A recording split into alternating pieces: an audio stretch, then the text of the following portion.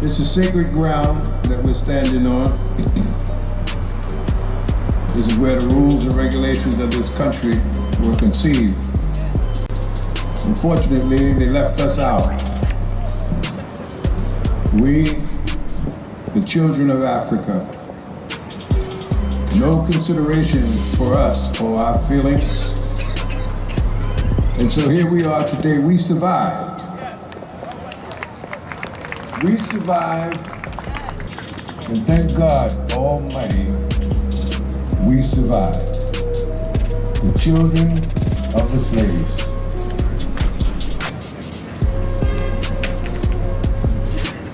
Kofi, this was a great thing today. I really appreciate Kofi. Give Kofi a big hand.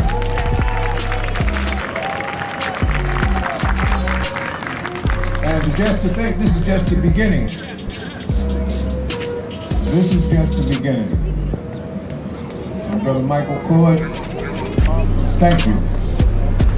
Thank you very much for allowing us to even be here. The Attack organization is a wonderful organization. What's up, Bigger Drake? That's great, brother. How are you feeling? Well, because you know, freedom is not just a word. It's a feeling that you get.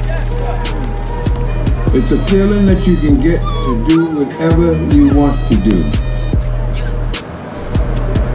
And these are, oh, okay, I see how they did it this year. They did it a little different this year.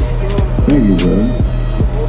Well, what we're going to do in a moment is that we're going to lay the wreaths over there. Now, see my brothers over there from the House of Prayer. How you doing, brothers? Good to see you. Give the House of Prayer a big hand. Just a small bit of information. When I was a young man, I used to go around 16th and Fitzwater.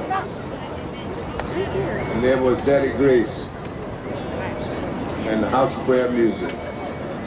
And boy, I love that music.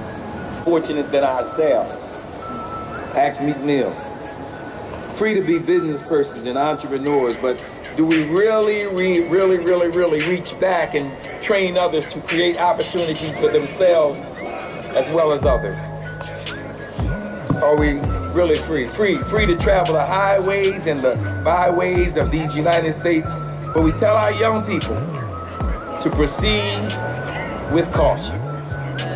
Free to live life to the fullest, but instead we allow weapons of war to be distributed to our young people so that they might be encouraged to destroy their very own future. Free to vote as we see fit, but instead too often we choose to stay home, and in turn we end up trumped up. Free. Yeah, we've come a long way. And I'm glad to be a part of that process of moving forward. But God knows we have a long way to go. And if I can just share with you, because I sat there for a long time, and I've listened, but I can show you better than I can tell you. I can show you better than I can tell you. If I can get 9 young men, just to stand right here real quickly, just 9 young men in 3 columns. Or old man, whichever way you want to, old man that feel young. Just in three columns with the person in the front facing the folk. 3 separate columns. Slide over a little bit, because they need to see this. I really want them to see this. 3. I need one more. We need one more, brother. One more. I'm going to show you how important this is. All right, we got it. There we go. Got a young man. You can stand there anyway. Now I want you to see something. I want you to see something real quickly with me. And then you tell me, are we free yet? This young man, all the way to my right, is on his way to the store. He's 15 years old. 15 years old, but he's on his way to the store to buy a bag of chips and a hug. And so he's on his way to the store, and this young man in the middle up front has a gun. Somebody gave him a gun. He's 15 years old. And the other little guy, he's 15 years old, but he just happened to be along for the walk. And so they're going along, and the one with the gun says, we just gonna scare him, and I just wanna get his little money.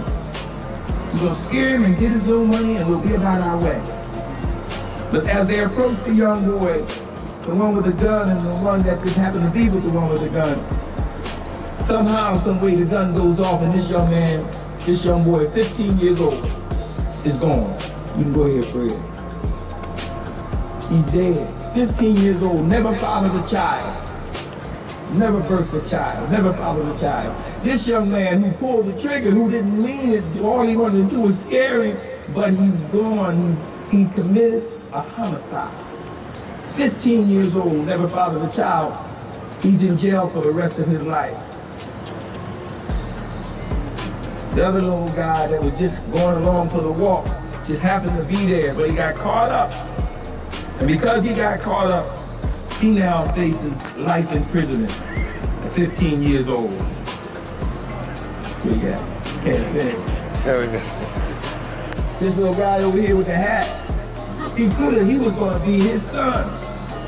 But remember, he never birthed a child because he got killed on the way to the store just to buy a bag of chips and a hug. That would have been his son, but he was never born. That would have been the shooter's son. But because his father pulled the trigger before he fathered his son and ended up in jail the rest of his life, he was never, ever born. And because this one's father just happened to go along for the walk, didn't mean to get him into trouble, but trouble found him. His father was in jail for the rest of his life, so he was never, ever born. Oh, don't forget the grandkid.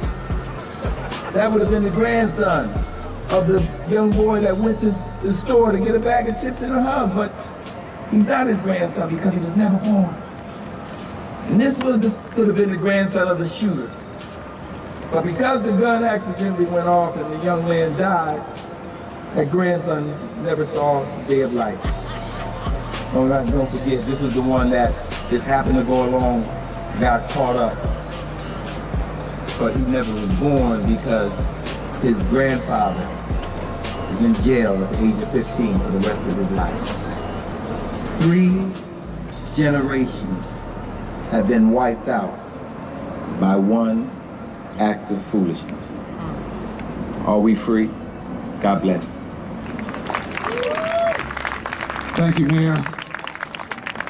Very, very moving.